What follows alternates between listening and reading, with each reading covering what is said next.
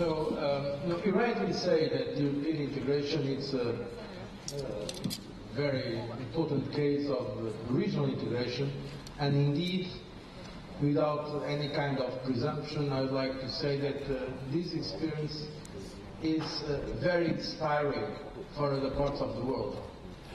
I can tell you that in Brussels very often I receive heads of state or heads of government of other parts of the world trying to learn with the European experience. For instance, ASEAN, countries of ASEAN, they also have some kind of regional integration. Latin America, the experience of Mercosur, they also have some experience of regional integration. But in the European Union, it was the case where we went deeper in terms of sharing competences, sharing powers, establishing common supranational institutions like the European Commission, the European Central Bank.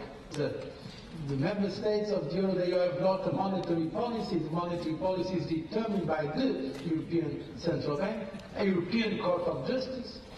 The idea that there is the primacy of European law over national law, this is certainly, from an economic and a legal point of view, the most advanced case of regional integration ever in international relations.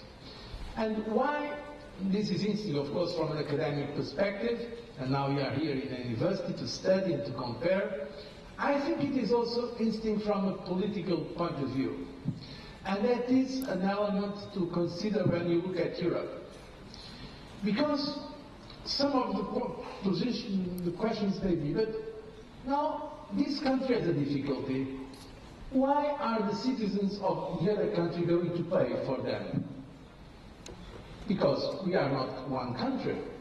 In China, or in Russia, or in the United States, or in Brazil, or in India, even if there are, of course, many regional other identities and cultures in big countries, you are one country. We are not one country. We are a union of countries that share sovereignty, that share competences. So why is it that the European countries, they stand together and they want to go further in integration? The reason is also not only a reason of peace, of solidarity, but also a reason of self-interest. Because the world has changed dramatically. In the 21st century, in the age of globalization, if the European countries, very important old countries with great tradition, with great culture, France, Germany, Britain, Italy, Spain, smaller countries but also very important like the countries where I and President Van Rompuy came, from Belgium to Portugal, all these countries have a great history and have a lot of resources.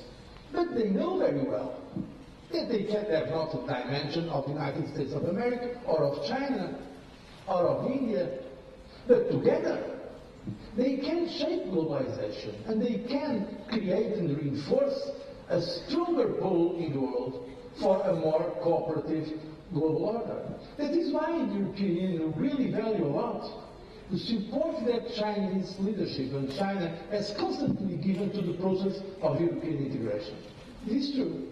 It shows, I think, a very good reading of the European challenge and the global relations, and also shows wisdom and intelligence in the long term. And in the European Union, we are determined to deepen this integration. Of course, there are some people in Europe that oppose the European integration. But if you look at Europe and you see the main political forces, from the center to the right to the left, most of them, they support an integration. Now in Europe, nobody is discussing how we are going to get back.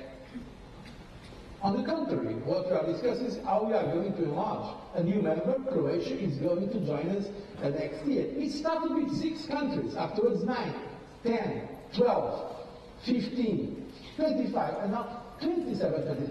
So also projecting stability in the whole European continent. And we keep our doors open. We are negotiating with countries in the Balkans, Iceland, a small country in the north, applied to become a member.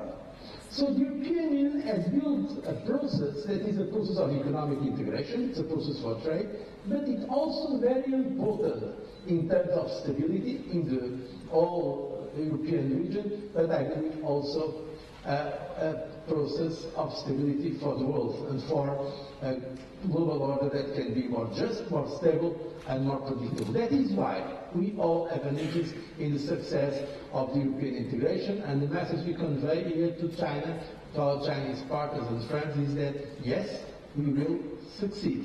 What is at stake is so important that we will not run the risk of failure in what is one of the most distinct political adventures in terms of integration and also international cooperation.